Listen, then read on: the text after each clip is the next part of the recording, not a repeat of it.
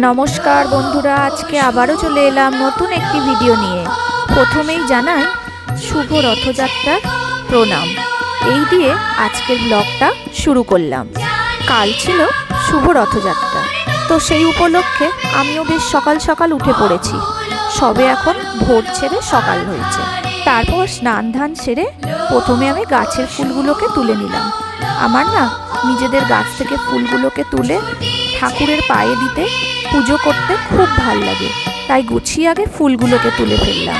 আর এই যে সকালের পাখিরা চলে এসছে, তাদের নিজেদের খাবার পেয়ে তারা খেতে শুরু করেছে, তার সাথে ঝগড়াও করে নিচ্ছে খানিকটা। পর চলে এলাম ঠাকুরের ঘরে। এখন আমি জগন্নাথ, বলরাম ও সুভদ্রাকে পরিষ্কার করে নিচ্ছি। যেহেতু এটা নিম কাঠের, তাই কাঠের কোলে স্নান আর করালাম না, শুধু ড্রেসগুলোকে পরিয়ে নিলাম।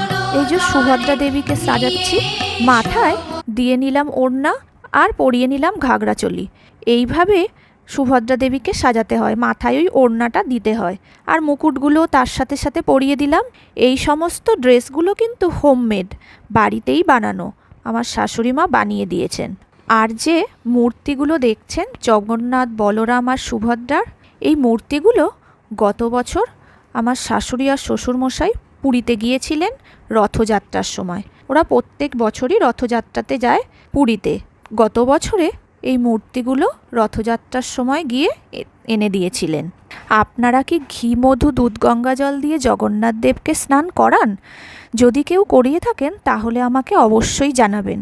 আমি তো কাঠের তৈরি বলে ভয়ে স্নান করাইনি, যদি নষ্ট হয়ে যায় তার জন্য। রথযাত্রা হলো হিন্দুদের আরেকটি উৎসব, যা প্রতি বছর আষাঢ় মাসে এই উৎসব পালিত হয়ে থাকে। শ্রী জগন্নাথ দেব, বলরাম ও সুভদ্রা রথে চড়ে মাসির বাড়ি অর্থাৎ গুন্ডিচা মন্দিরে যাওয়ার আনন্দযাত্রাকে কেন্দ্র করেই উদযাপিত হয় রথযাত্রা। উড়িষ্যার পুরীর জগন্নাথ মন্দিরের রথযাত্রা বিশ্ববিখ্যাত। এছাড়াও মাহেশের রথও বিখ্যাত।